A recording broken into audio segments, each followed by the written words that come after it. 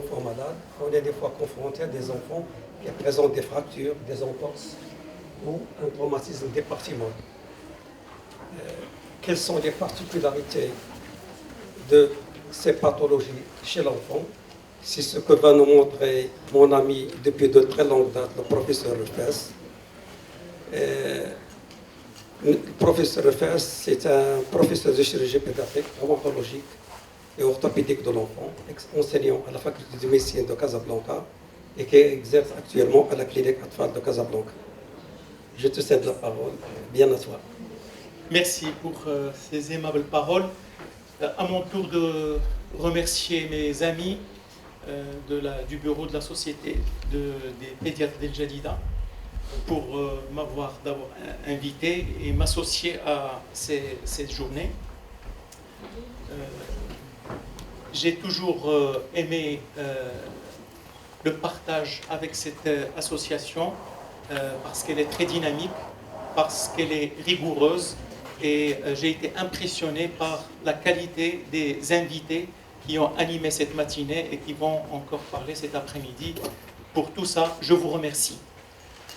Je vais essayer de vous partager avec vous quelques notions concernant les fractures de l'enfant. Je parlerai essentiellement des aspects les plus pratiques de cette pathologie.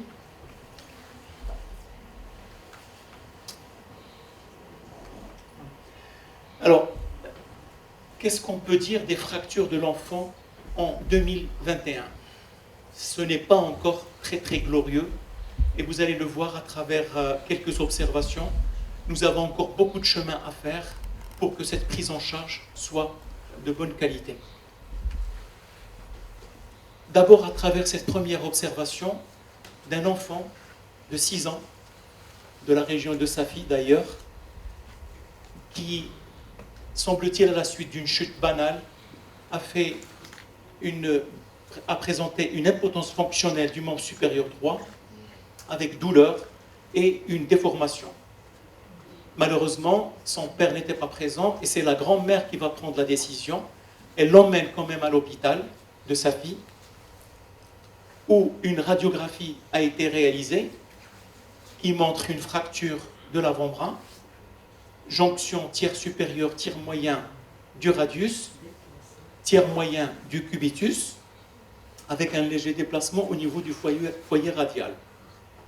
L'équipe de l'hôpital a décidé d'hospitaliser l'enfant et a annoncé l'éventualité de recours à une chirurgie pour parfaire ce déplacement, surtout radial, pour la restitution de la coupure pronatrice qui est essentielle pour la pronosupination. Malheureusement, la grand-mère a refusé l'hospitalisation et a décidé d'emmener l'enfant chez un rebouteux, un guérisseur, comme on en a plein à travers le pays. Vous voyez à travers cette radiographie qui a été faite avec Jbira, vous voyez sur le pourtour là, le système d'immobilisation. Bien entendu, un système de contention extrêmement compressif. Et malgré les douleurs permanentes dont souffre cet enfant, malgré l'impotence fonctionnelle des doigts, il était incapable de faire de la flexion dorsale des doigts, malgré la tuméfaction de la main, le système d'immobilisation a été maintenu contre vents et marées. Et au bout d'un mois, bien entendu, on va consulter après avoir retiré le plâtre. Bien entendu, la radio confirme la consolidation, mais on est déjà au stade de syndrome de Volkmann constitué. Ce membre supérieur ne retrouvera jamais une fonction normale. Deuxième observation, dans l'autre sens, c'est ce bébé de 21 mois qui, le 2 mars 2018, aurait fait une chute. Aucun des parents n'a assisté à cette chute, mais on retrouve l'enfant en train de pleurer avec une impotence fonctionnelle du membre supérieur, le membre pendant le long du corps. Il a été emmené dans dans un centre hospitalier. Et on a pratiqué une radiographie de l'avant-bras sur laquelle le médecin soignant aurait vu une radiographie. Et d'ailleurs, on retrouve sur une de ces ordonnances fracture de l'avant-bras droit, traitement orthopédique, plâtre brachio-antébrachial pour 1 mois. Et donc, l'enfant a eu ce plâtre. Je l'ai vu le 12 mars, soit au 10e jour, parce que les parents étaient un petit peu inquiets de ce plâtre, qui ne servait apparemment à rien, puisque l'enfant n'avait aucune douleur, qu'il bougeait bien. Et ils sont venus me voir avec une nouvelle radiographie sous plâtre. En scrutant cette radiographie, et je demande l'avis de notre ami le professeur Siyar de nous montrer la fracture de l'avant-bras. On la voit pas.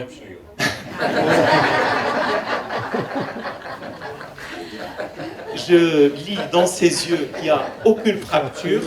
Au 10e jour, même une fracture sous périostée habituelle chez l'enfant à cet âge-là aurait donné une petite réaction périostée qui n'existe pas. Donc, je décide de retirer le plâtre en l'absence de douleur et l'absence de fracture sur la radiographie. En retirant le plâtre et en portant le membre en supination forcée, j'entends un déclic. Pronation. Voilà. Douloureuse. Voilà. Pronation Tout le monde va conclure à une pronation douloureuse qui malheureusement a bénéficié d'une immobilisation inappropriée et injustifiée. Voilà l'état de la prise en charge des fractures de l'enfant en 2021. Malheureusement, ce n'est pas la règle, mais notre souhait, c'est qu'on puisse à l'avenir éviter ce genre de situation. Les fractures, comme les traumatismes de l'enfant, constituent un motif fréquent de consultation aux urgences. Alors que chez l'adulte, les traumatismes, les fractures surviennent dans des circonstances d'accident de la voie publique, d'accident de travail, d'accident à haute énergie. Chez l'enfant, les circonstances sont toutes particulières et ces fractures surviennent généralement lors de jeux, lors d'activités sportives ou de certaines imprudences.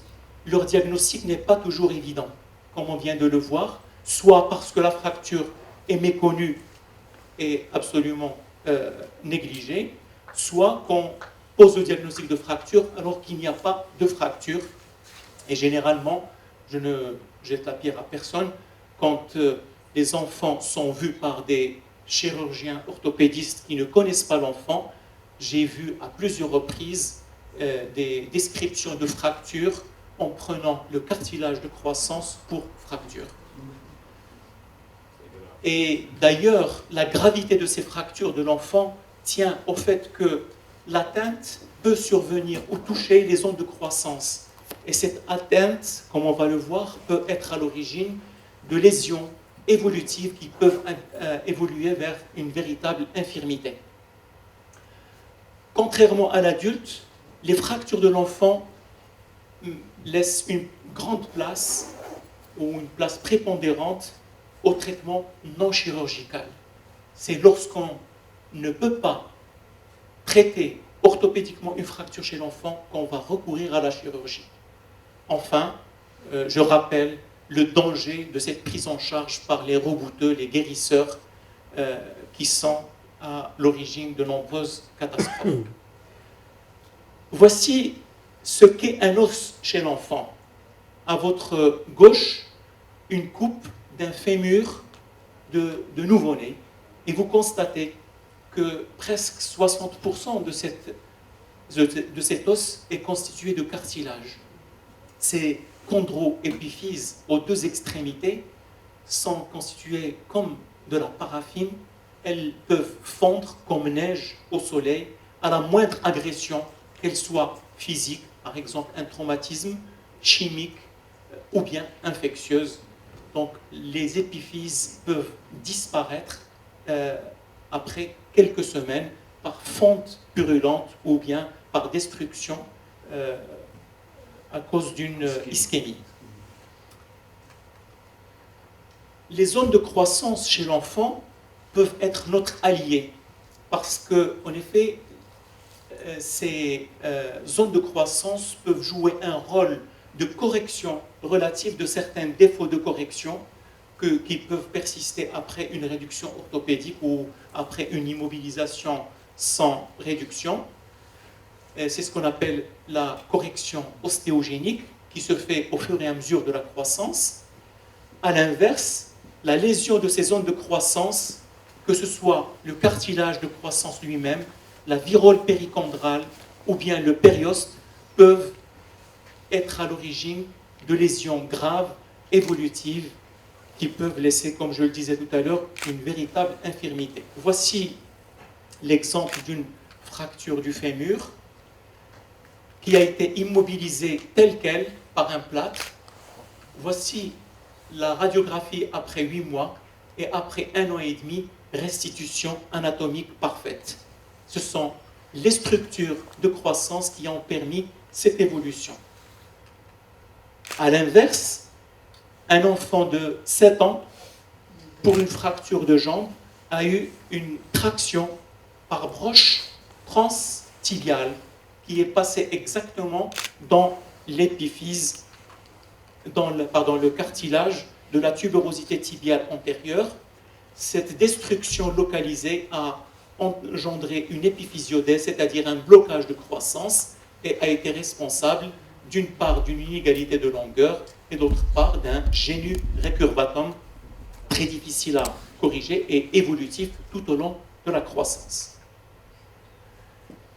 Les fractures de l'enfant, vues d'un point de vue anatomique, peuvent se présenter sous forme de fractures diaphysaires complètes, comme celles qu'on voit chez l'adulte, mais plus particulièrement sous forme de fractures en bois vert, fractures en motte de beurre, fractures d'écollement épiphysaire ou bien fractures apophysaires. Et ce sont ces fractures spécifiques de l'enfant qu'on va essayer d'envisager. Voici quelques schémas pour illustrer ces différents types. Fracture complète de la diaphyse avec déplacement, fracture en bois vert caractérisée par la rupture d'une corticale et l'inflexion de la corticale opposée qui entraîne une petite incurvation, mais le contact entre les deux fragments est maintenu. Fracture en motte de beurre qui résulte d'une impaction des travées osseuses avec apparition d'un petit bourrelet sur l'une des corticales et qui est souvent méconnu parce qu'il n'y a pas de trait net de fracture, parce qu'il n'y a pas de déplacement. Enfin, les fractures d'écollement épiphysaire, ce sont des fractures qui vont détacher, qui vont passer par le cartilage de croissance en partie ou en totalité et qui peuvent décrocher un fragment osseux soit métaphysaire, soit épiphysaire et qui constitue la source de pas mal de conséquences orthopédiques évolutives. Voici quelques exemples. Ici, une fracture de type adulte, tiers moyen du tibia avec déplacement. Ici, une fracture du tiers inférieur avec perte de contact entre les deux fragments de la fibula. Une fracture en motte de beurre du quart distal du tibia. Et ici, une autre fracture, là aussi, en motte de beurre. Vous voyez la petite boursouflure et une impression d'une condensation qui traduit l'impaction des travées osseuses. Dans les fractures en bois vert, comme on le disait tout à l'heure, l'une des corticales est rompue avec son périoste, alors que l'autre corticale maintient le contact avec un périoste intact. La réduction est aisée et souvent, grâce à des manipulations sous amplificateur de brillance, on peut obtenir une réduction parfaite avec une consolidation anatomique. Les décollements épiphysaires sont très très graves, comme je le disais tout à l'heure, parce qu'ils nécessitent une réduction anatomique. Ici, voici le glissement qui s'est fait au niveau du cartilage de croissance et puis qui s'est continué par un trait au niveau de la métaphyse, réalisant un décollement épiphysaire de type 2 de la classification de Solter et Harris. Les fractures se caractérisent aussi chez l'enfant par deux paramètres. D'une part, leur trait, le trait de fracture, d'autre part, le déplacement des deux fragments ou des fragments les uns par rapport aux autres. Le trait peut en effet être soit transversal, il peut être oblique, oblique court ou oblique long. La fracture peut être spiroïde ou enfin une fracture complexe communitive avec plusieurs fragments. Les déplacements, c'est de la sémiologie, il peut être angulaire, un chevauchement entre les deux fragments ou bien un déplacement rotatoire. Si les déplacements angulaires et les petits chevauchements peuvent être corrigés par l'ostéogenèse ultérieure, les déplacements rotatoires ne subissent aucune correction et vont laisser un vice rotatoire définitif. On va voir maintenant quelques types de fractures en fonction du contexte et qui sont vraiment spécifiques à l'enfant. D'une part, les fractures obstétricales, les fractures pathologiques, les fractures dans le cadre des maladies osseuses constitutionnelles, enfin, le fameux syndrome de Silverman ou des enfants battus. Les fractures obstétricales surviennent dans un contexte de dystocie, d'accouchement dystocique ou avec des traumatismes au moment de l'extraction.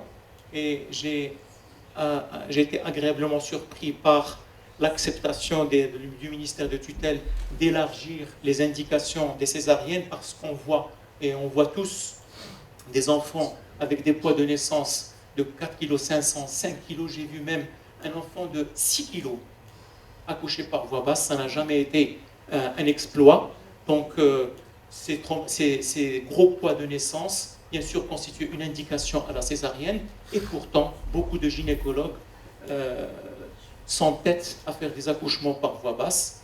Et vous connaissez tous les conséquences, bien sûr, les souffrances fœtales, les paralysies obstétricales. Il n'y a pas une semaine où je ne vois pas 2 à 3 nouveaux cas de paralysie obstétricale. En plus de ces lésions traumatiques au niveau du squelette, les lésions vont être diagnostiquées très rapidement à la naissance parce que l'enfant présente une impotence fonctionnelle du membre fracturé et parfois une tuméfaction inflammatoire qui va dérouter le diagnostic. L'association d'autres lésions traumatiques peut rectifier le tir.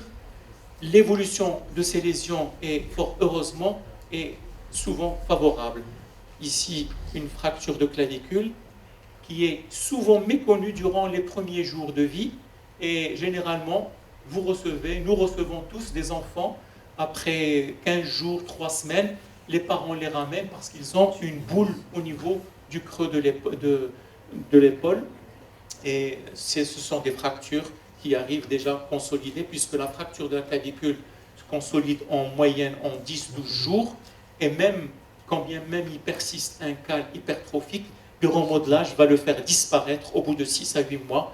Il ne demande rien à personne, il faut juste rassurer les parents. La fracture du fémur est aussi très fréquente.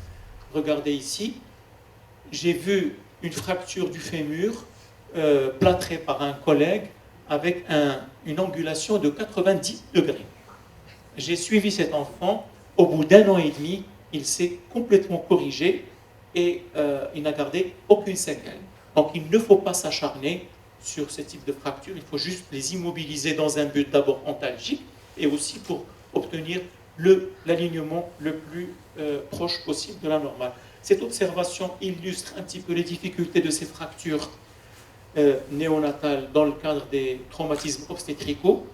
Ce nouveau-né, à J2 de vie, m'a été adressé après un accouchement dystocique avec une extraction par forceps, comme on le voit sur la photo des lésions traumatiques, des hématomes au niveau de l'extrémité céphalique.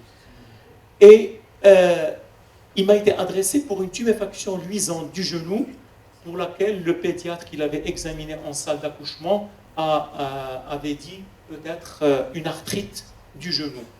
Je n'ai pas malheureusement la photo du genou.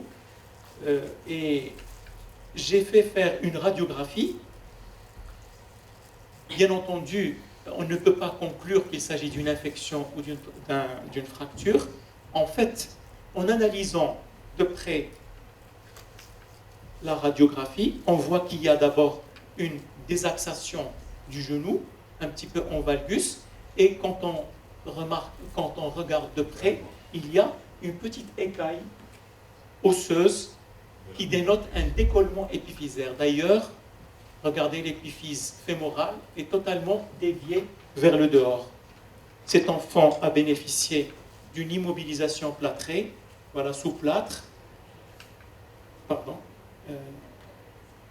Bon, et donc la consolidation a pu être obtenue en l'espace d'une quinzaine de jours sans aucune séquelle.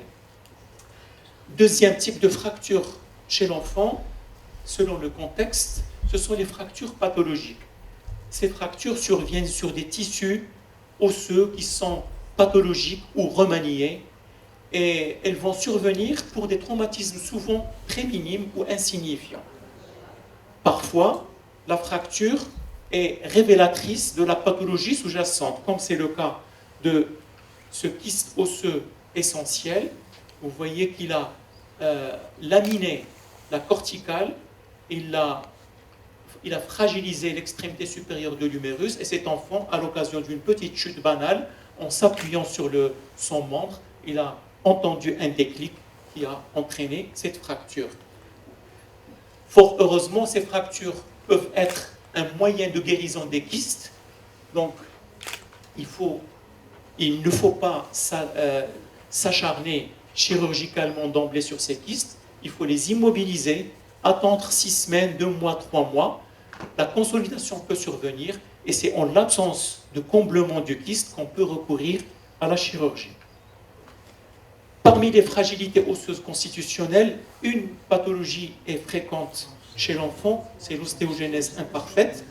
C'est une maladie génétique qui peut être due soit à une mutation génétique de novo, ou bien elle peut être, dans certains cas, dans très rares cas, être transmise de façon autosomique dominante. La fragilité est extrême, les fractures surviennent pour des traumatismes extrêmement insignifiants, et ceci est dû au fait que la masse osseuse est réduite par anomalie de synthèse du collagène. Et de ce fait, la structure osseuse devient fragile et expose à des fractures itératives. Les fractures surviennent donc pour des traumatismes minimes. Entre les fractures, l'enfant souffre souvent de douleurs osseuses. On distingue 2 types de maladies d'ostéogenèse imparfaite. L'une qui se révèle tardivement, qu'on appelle la maladie de Lockstein. Elle se révèle vers l'âge d'1 an, 1 an et demi, quand l'enfant commence à se verticaliser, et suite à des petites chutes, il va commencer à faire des fractures successives. La deuxième forme, appelée poracédurante, c'est une forme néonatale. Elle est très très grave parce que dès la naissance, on retrouve souvent des fractures des fémurs, du tibia, même costales, des déformations au niveau du rachis. Dans beaucoup de cas, cette affection est létale et entraîne le décès durant les premières semaines de vie. L'ostéogenèse imparfaite peut être suspectée chez des enfants qui présentent des fractures grâce à cette coloration un petit peu bleutée des sclérotiques. Elle est fréquente, mais elle n'est pas spécifique de l'ostéogenèse imparfaite. Voici quelques exemples. Regardez, ici, fracture à la fois du fémur avec cette incurvation à 80 degrés au niveau du tiers supérieur, fracture du tibia, et les fractures sont d'âges différents, et bien entendu, avec leur multiplication et leur récidive, elles vont entraîner des déformations très importantes qui peuvent empêcher l'acquisition de la marche. Enfin, dans ce cadre-là, il faut citer les fractures apophysaires qui sont aussi spécifiques à l'enfant. Les apophyses reliées au reste de l'os par des cartilages constituent des zones de fragilité. En plus, ces apophyses donnent souvent attache à de puissants tendons, comme ici, la styloïde du 5e métatarsien, donne attache au cours fibulaire latéral et les contractions brutales du cours fibulaire peuvent entraîner un arrachement de la styloïde du métatarsien. D'autres apophyses peuvent faire l'objet d'arrachement, notamment le petit trochanter. On l'observe chez des garçons, des adolescents footballeurs, quand ils veulent taper la balle et il y a quelqu'un contrarie le geste, ce qui fait le psoas iliaque va se contracter et va entraîner un arrachement du petit trochanter. Le diagnostic est souvent très difficile si on ne fait pas attention aux fragments détachés et on peut prendre cet arrachement pour une ostéoarthrite de la hanche. De même, l'arrachement de l'épine iliaque antéro-inférieure sur laquelle s'attache le rectus femoris, le droit antérieur, à l'occasion d'une contracture de ce muscle-là, l'apophyse peut être arrachée et son diagnostic est également très difficile. On ne va l'observer que lorsqu'il y a ossification qui peut entraîner une certaine raideur au niveau de la hanche. On va maintenant envisager rapidement quelques aspects topographiques de ces fractures. Alors, les fractures du coude sont parmi les fractures les plus fréquentes de l'enfant. Il en existe diverses variétés qui touchent toutes les structures du coude. La supracondylienne est l'une des fractures les plus fréquentes. On l'appelle supracondylienne parce que le trait de fracture siège immédiatement au-dessus des condyles médial et latéral. La fracture de l'épitroclé est une fracture apophysaire. Les muscles de l'épitroclé peuvent entraîner l'arrachement de l'épitroclé et entraîner une luxation du coude. La fracture du condyle latéral entraîne là aussi un déplacement du radius avec le fragment condylien. Son traitement, c'est l'une des rares fractures de l'enfant où le traitement chirurgical est impératif et il doit être urgent. La fracture de la tête radiale, c'est un glissement de la tête radiale suite à une chute sur la paume de la main.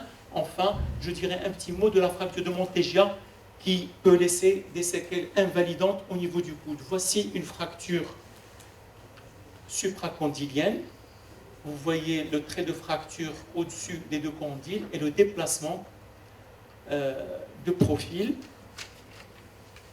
Cette fracture bénéficie d'une réduction orthopédique sous amplificateur de brillance avec une fixation à l'aide de deux broches percutanées.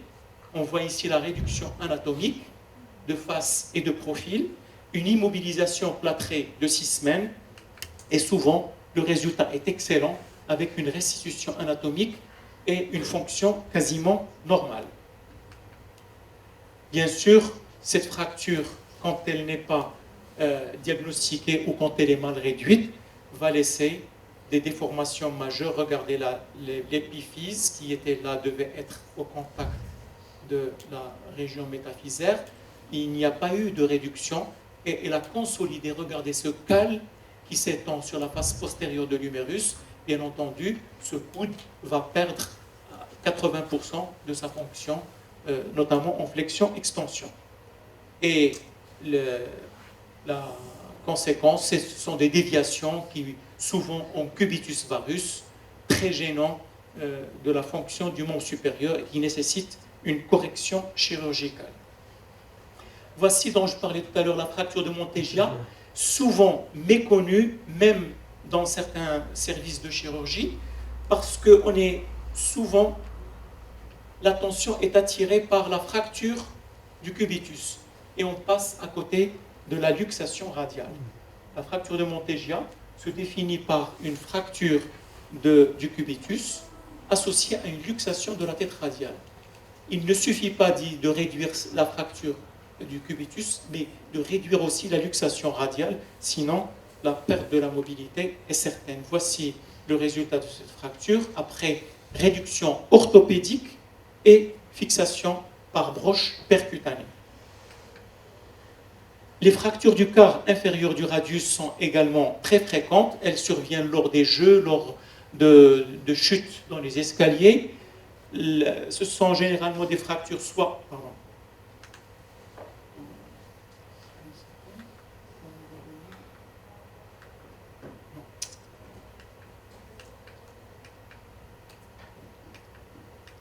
Non. Comment revenir? Je sais pas.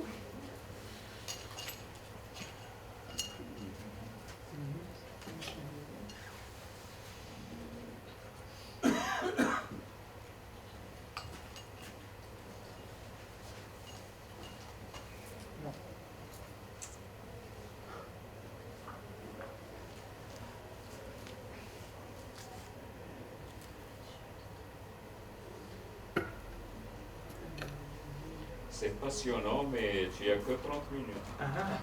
J'ai dépassé 30 minutes. Alors, Donc, je vais conclure. C'est Hassan ou Ouais. le chronomètre. Donc, J'ai pas les chronométré. fractures du quart distal doivent être réduites orthopédiquement sous amplificateur de brillance et immobilisées.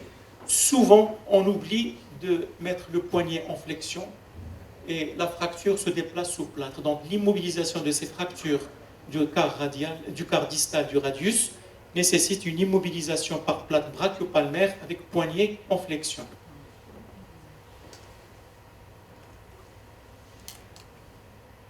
Les fractures de l'avant-bras,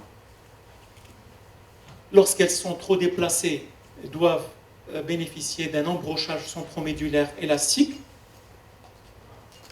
Voici le résultat. Il faut éviter de mettre des plaques qui laissent une fragilité osseuse par résorption osseuse et laissent des cicatrices épouvantables. Les fractures du fémur relèvent souvent d'un traitement orthopédique avec un excellent résultat. Chez le grand enfant, cependant, lorsque la fracture est de type adulte, on a recours à un traitement chirurgical avec embrochage centromédulaire élastique stable. Je termine avec cette observation de cette fillette victime d'un accident de la voie publique à l'âge de 6 ans.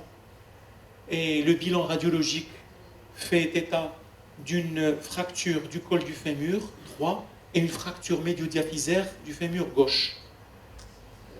Dans le centre où elle a été hospitalisée, on procède à une ostéosynthèse en un seul temps, à la fois de la fracture du col fémoral droit et de la diaphyse.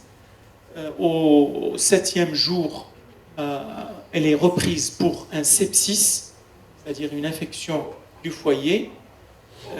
La reprise, voici la radio de la fracture du col du fémur qui a été ostéosynthésée par 2 vis. C'est tout à fait légitime. Par contre, ici, on aurait pu se contenter d'un simple plâtre.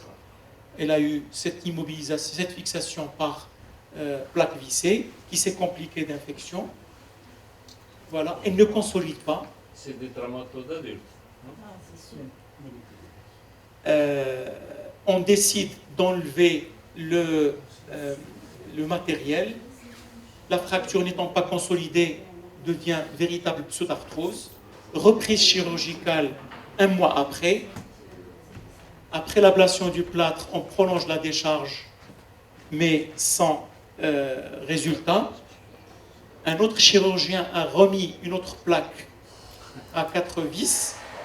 Déplacement, témoignant de l'existence d'une pseudarthrose qui ne va pas guérir avec ce procédé. Voilà. Enfin, quelqu'un décide, après assèchement du foyer, de mettre un embrochage centromédulaire et le résultat n'est pas parfait parce qu'on ne sait pas si cette fracture va finalement consolider. Au total, cet enfant a bénéficié de 6 interventions chirurgicales, 12 mois d'invalidité et de souffrance, 1 an d'interruption de la scolarité, en plus du traumatisme psychique, et sans parler du coût financier. Et le problème n'est pas terminé parce qu'elle va avoir une inégalité de longueur, un enraidissement du genou qui nécessiteront d'autres gestes. Voilà, donc ces fractures posent encore des problèmes à la fois d'ordre diagnostique et thérapeutique. Nous devons essayer de lutter d'abord contre les traitements des guérisseurs. Il faut qu'au sein de nos sociétés, on soulève régulièrement ce point. Dans mon expérience, malheureusement, j'ai dû amputer au moins une vingtaine d'enfants pour des ischémies après application de Jbira, de moyens de contention. Ça reste sur ma conscience. Le diagnostic doit être certain, à la fois par l'examen clinique et par la radiographie, et ne pas inventer des fractures qui n'existent pas. Il faut rappeler que le traitement est souvent orthopédique et que la chirurgie doit venir en dernier recours. Enfin, il faut toujours se méfier des complications iatrogènes. Je vous remercie. Oui, merci, professeur Refes, pour cette brillante communication. Peut-être quelques petites questions. On enchaîne. D'accord. Bon. On va enchaîner sur la deuxième communication concernant les ostéomyélites. Ah oui, c'est... Pardon, c'est toi. J'ai le plaisir de vous présenter le professeur Bouahed Refes.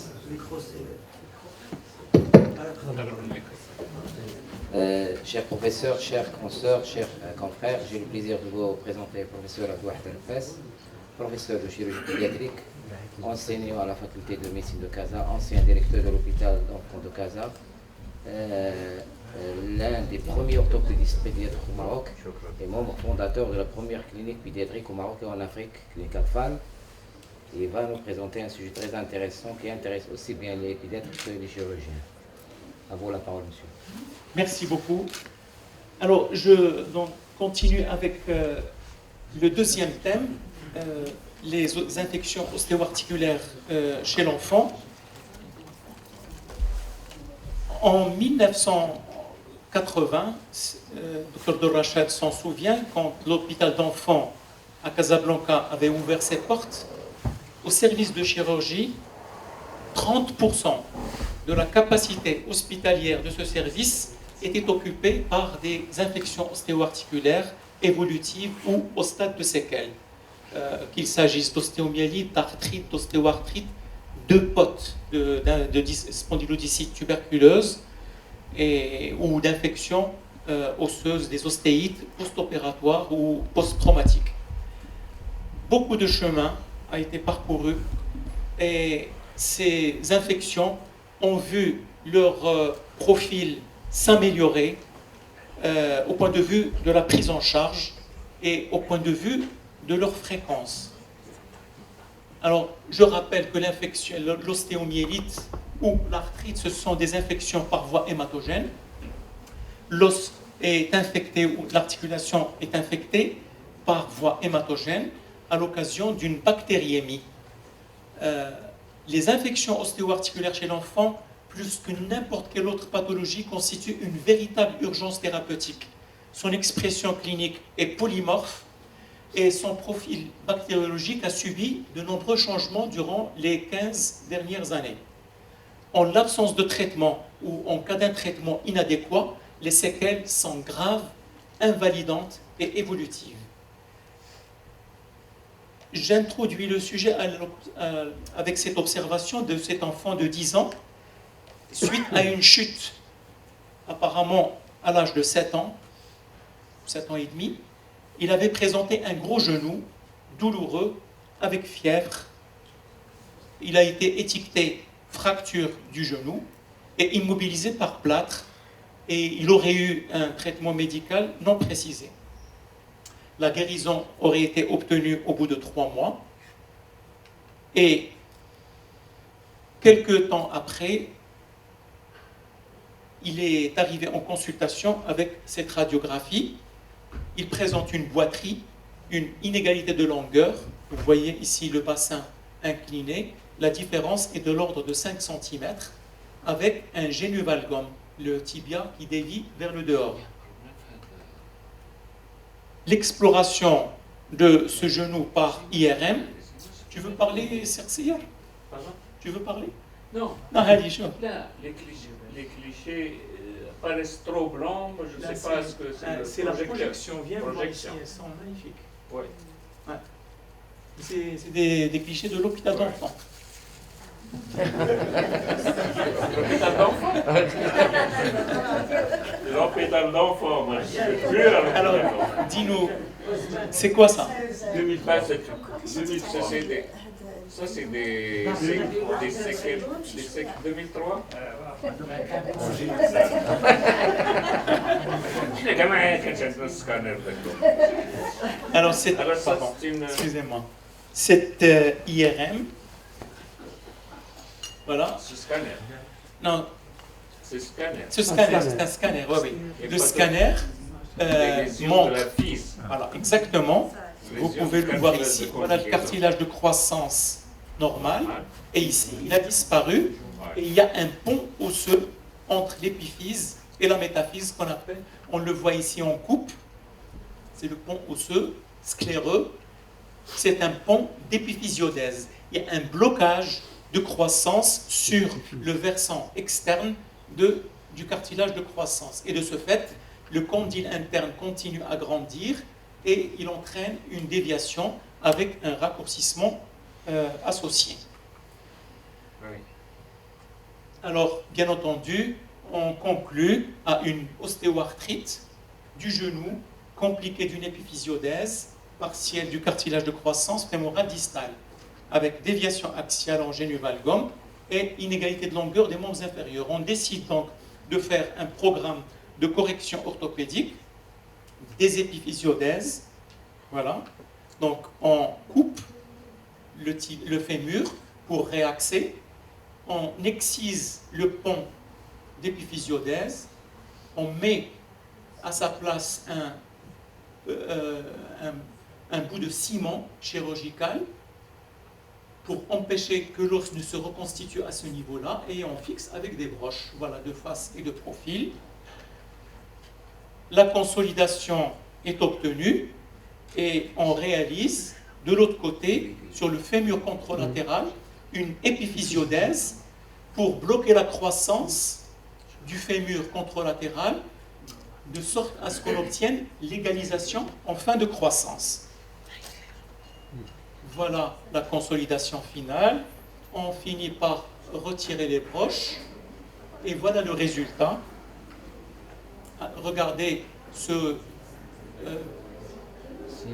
bout de ciment qui a migré vers le haut. Ça veut dire que le cartilage de croissance a repris sa fonction, le membre est parfaitement aligné et on est presque à moitié du chemin en matière d'égalisation et il reste que 2 cm et demi.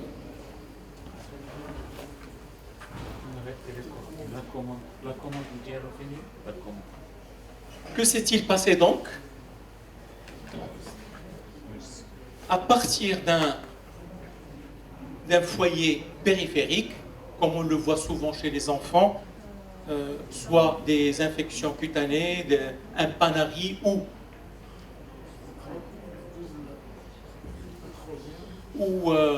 comme ici une infection du canal lacrymal, le germe va se propager.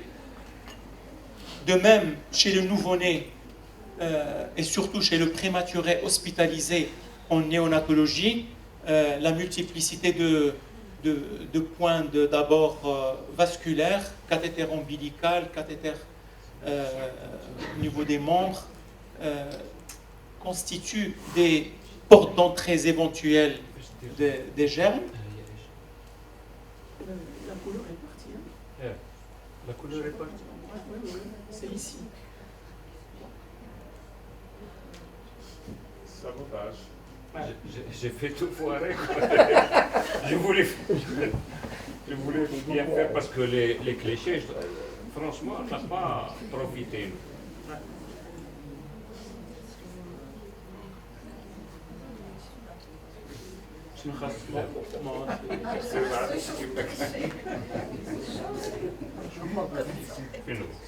Quoi qu'il en soit, ce germe va se localiser au niveau d'une métaphyse fertile, près du genou, loin du coude.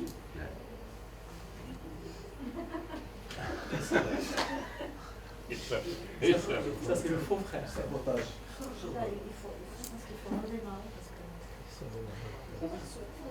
Ça va. Non, bon, c'est pas grave. Il n'y a pas de couleur, mais on va faire avec. On peut éteindre. Ah, il n'y a pas de couleur, il y a plus de couleur ici.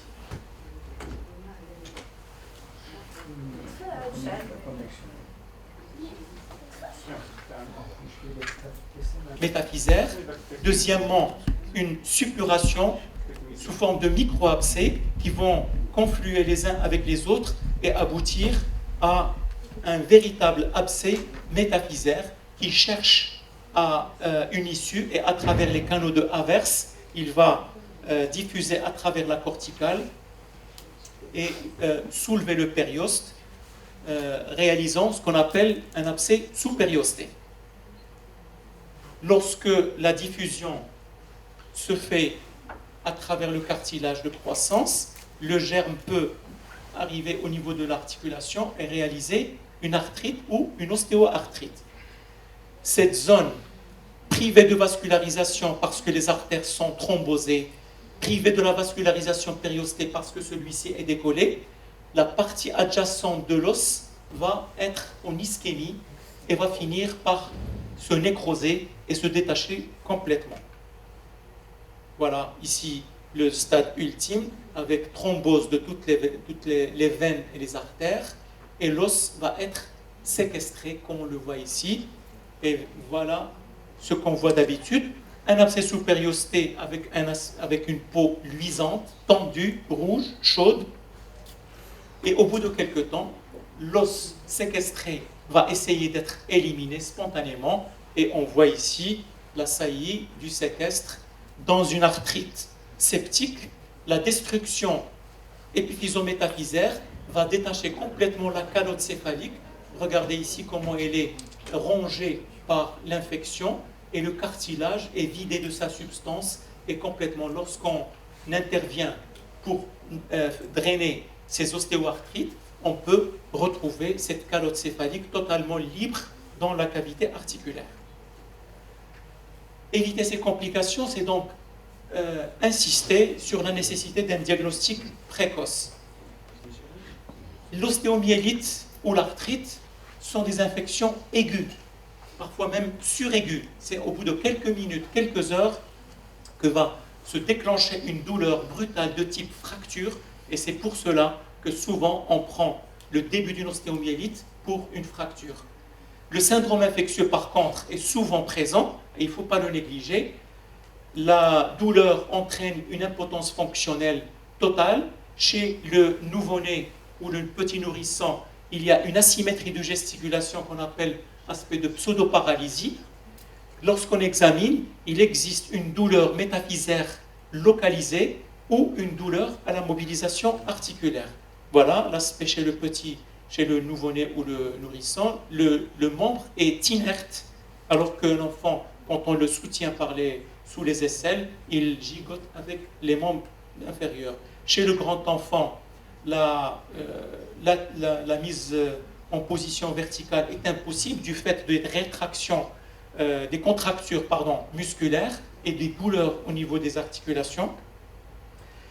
Et donc, il faut toujours se méfier de la notion de traumatisme rapportée par les parents, parce que pour eux, l'enfant était normal, il est sorti jouer, et en rentrant, il avait une impotence fonctionnelle, donc il est tombé. L'adage, boiterie douloureuse ou impotence fonctionnelle d'un membre dans un contexte fébrile, est une infection ostéo-articulaire jusqu'à nouvel ordre. La radiographie, au début, ne montre strictement rien. Parfois, un épaississement des parties molles peut être visible, qui est confirmé par l'échographie.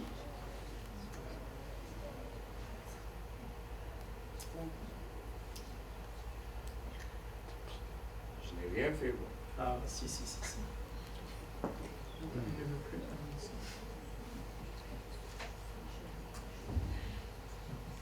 Croise les bras.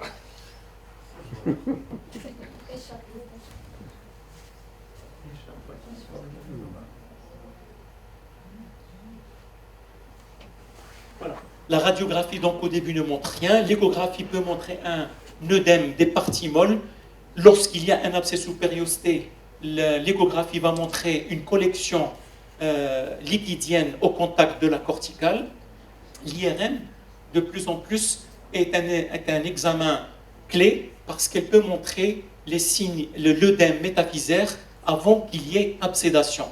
La scintigraphie, lorsqu'on a la chance de pouvoir la réaliser, peut montrer les foyers multiples dans certaines formes de septicopioémie. Le profil bactériologique de ces infections, comme je le disais tout à l'heure, a subi de nombreux changements puisque dans les années 80, à 95%, c'était un staphylocoque doré. De plus en plus, on rencontre des streptocoques, des bacilles gram négatifs, les hémophilus notamment chez les nouveau-nés et les nourrissons. Et depuis une quinzaine d'années, on parle de plus en plus de la Kingella kingae. Je rappelle que c'est un cocobacille gram négatif qui s'approfite des voies aériennes chez le nourrisson. Ce germe a été identifié en 1960, mais on ne lui accordait pas beaucoup d'importance parce qu'on ne le retrouvait pas facilement à l'examen direct et la culture, lorsqu'elle n'est pas faite dans un milieu particulier, était toujours négative. Et beaucoup de nos arthrites qu'on qualifiait d'arthrites inflammatoires sans germe étaient dues en fait à ce germe qu'on commence à identifier de plus en plus grâce à une PCR spécifique qui code pour la toxine RTX, semble-t-il. Le tableau clinique dans ces infections par Kingella kingae est relativement pauvre. La fièvre n'est pas aussi importante que lorsqu'il y a une infection par staphylocoque et les signes locaux sont discrets. La biologie peut montrer une thrombocytose sans hyperleucocytose, alors que la vitesse de sédimentation et la CRP ne sont pas très élevées comme dans les infections staphylococciques. De toute façon, quel que soit le germe, le traitement doit être urgent. Vous connaissez l'adage de Laurence, l'antibiotique dans le quart d'heure, le plâtre dans les 2 heures, traité à coup sûr, c'est traité trop tard. Donc, on démarre une antibiothérapie adaptée, qu'on peut changer éventuellement après avoir récupéré les résultats de l'antibiogramme. Il faut utiliser systématiquement une association synergique, d'abord par voie intraveineuse pendant quelques jours jusqu'à disparition de la fièvre, puis relais par voie orale jusqu'à normalisation de la vitesse de sédimentation. L'immobilisation plâtrée est indispensable. C'est à la fois un moyen antalgique et un moyen de guérison parce qu'un membre mis au repos récupère facilement et rapidement. Voici l'aspect d'un abcès sous périostée de la cuisse. Ici, une volumineuse arthrite du genou. Là, une volumineuse collection des parties molles dans le cadre d'une ostéoarthrite du petit nourrisson. Malheureusement, ça ne se voit pas. Les collections, quelles qu'elles soient, soit articulaires ou abcès sous périostée, doivent faire l'objet d'une évacuation chirurgicale le plus vite possible, avec des multiplications des prélèvements pour l'identification du germe. Le lavage doit être fait de façon soigneuse, mais sans aucun geste osseux. C'est très important parce qu'un certain nombre de papiers, au cours des années 80-90, disaient qu'il fallait faire des perforations, faire des curetages, etc. Mais ça ne sert à rien. Au contraire, ça fragilise davantage l'os. Il faut mettre un drain pour aspirer les résidus jusqu'au 4e, 5e jour, jusqu'à ce qu'il n'y ait plus de liquide. Enfin, l'immobilisation plâtrée et de règles. Un autre aspect de l'ostéomyélite est l'ostéomyélite subaiguë, qui est une forme localisée de l'ostéomyélite, ce qu'on appelle une métaphysite. L'infection, généralement, est due à soit une faible virulence du germe, ou bien une faible concentration de ces germes.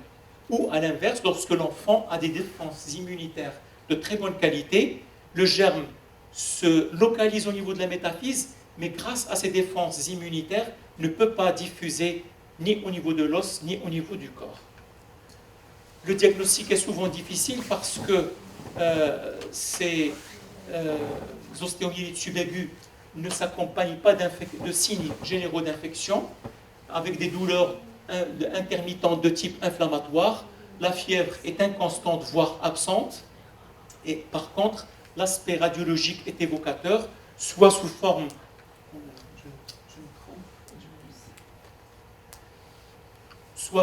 d'une hyperostose, une condensation diaphysaire, soit sous forme d'une lacune avec hyperostose des corticales de part et d'autre. C'est ce qu'on appelle l'abcès de Brody. N'est-ce pas, M. Tsiya? نعم سيدي.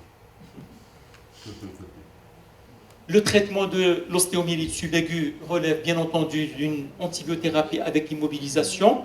Lorsque les images ne s'améliorent pas, il faut recourir à la chirurgie pour faire une trépanation. L'ostéomyélite chronique succède généralement à une ostéomyélite aiguë, méconnue ou traitée avec retard. Elle évolue pendant plusieurs mois pour aboutir à des tableaux dramatiques de fistules cutanées, de séquestration osseuse, altération et rétraction des parties molles, des raideurs ou des articulaires ou des luxations de ces articulations, des pertes de substances osseuses pouvant aboutir à des pseudarthroses. Ici.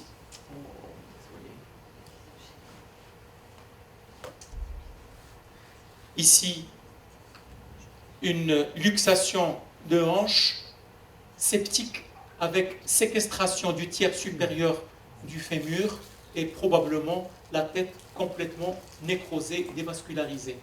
Les séquestres, quels qu'ils soient, finissent soit par être expulsés à travers la peau ou lorsque l'infection persiste, on va faire une séquestrectomie chirurgicale.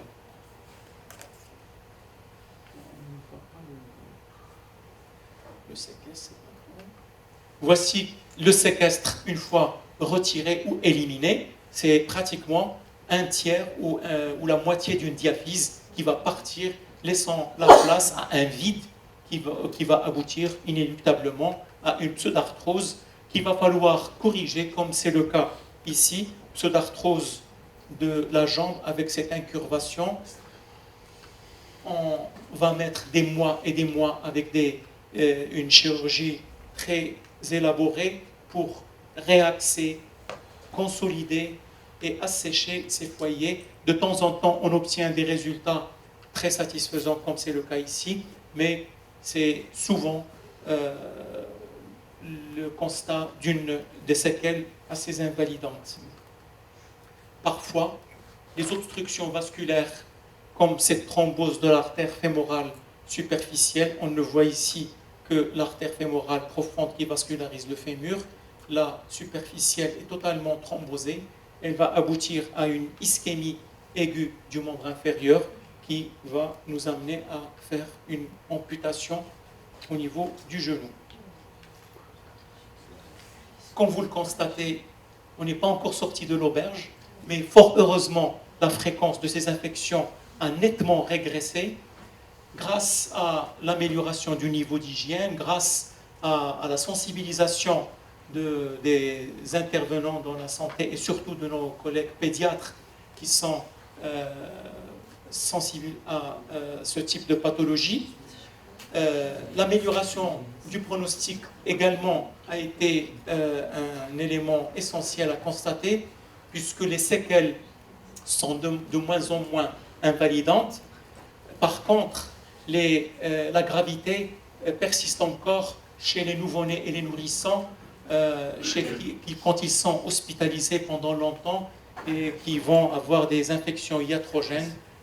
Les ondes de croissance vont être altérées avec des séquelles très très graves. Les formes donc compliquées ne sont pas exceptionnelles et la clé du problème, c'est le diagnostic précoce. Je vous remercie. Merci, professeur Refes, pour vos communications brillantes. Donc, on va passer la parole à la salle s'il y a des questions. Professeur Bouskraoui. C'est plus des commentaires, Oustad Refes, que de vraies questions. La biologie moléculaire va nous permettre actuellement de mieux connaître l'épidémiologie, la bactériologie de ces infections articulaires. Nous avons fait un travail dans le cadre de l'Association marocaine de maladies infectieuses pédiatriques de vaccinaux, Liquide FES, et s'est occupé de ça. Et ils ont pris pas mal de liquide depuis. On n'a pas isolé de germes. Ils ont trouvé de Klebsiella Kengi. Donc les gens ne la connaissent pas très bien.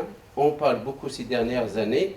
Et nous avons essayé un peu de voir dans notre contexte marocain. Je pense que faire un travail multicentrique, c'est très rentable, très rentable parce que parce que pas mal de peu, d'ailleurs, vous le constatez vous-même, que certains peu, on ne trouve rien. Deuxième notion de traitement médical. Vous savez que depuis longtemps, on a utilisé la PINE-M. Maintenant, la PINE-M, elle a été délaissée parce qu'on a découvert qu'elle a une biodisponibilité par la bouche très variable. Soit l'utiliser par la PINE-M, ou c'est sûr qu'il va atteindre le site, soit si on le donne par la bouche, il a une biodisponibilité très variable sur le plan pharmacologique, pharmacocinétique, et ce qui fait, il est en train d'être délaissé, et même parfois, vous risquez de ne pas trouver, ne pas trouver la PNM. En tout cas, très très intéressant cette phase. Merci. Merci beaucoup.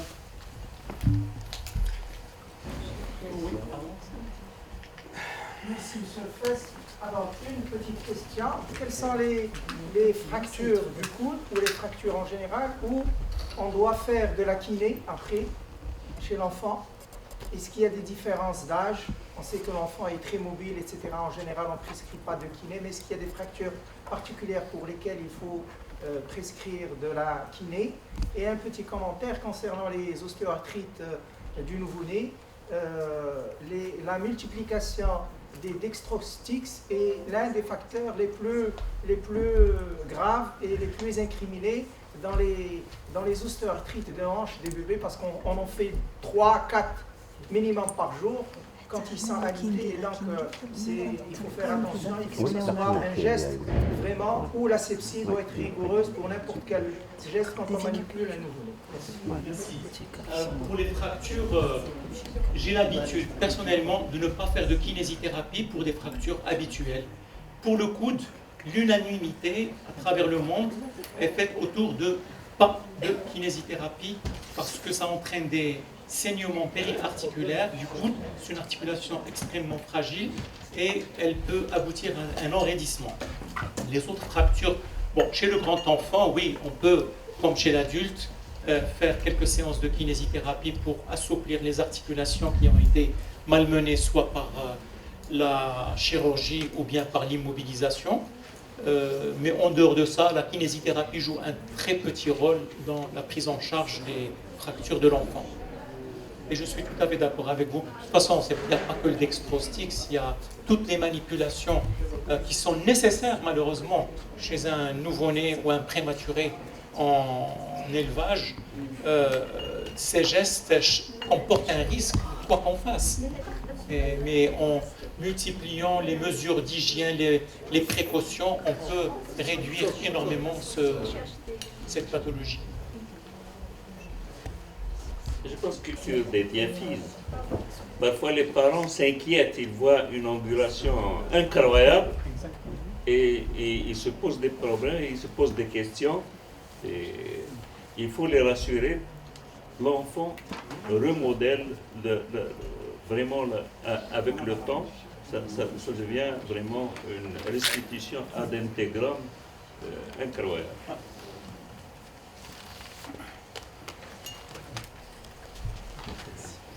Y a-t-il d'autres questions? Juste pour la fréquence, j'ai oublié, parce que moi, sur maintenant 16 ans en activité libérale, je n'ai jamais vu d'ostéoarthrite. Est-ce que vous, à la clinique Atfal, est-ce que ça vous arrive? Est-ce que vous avez vu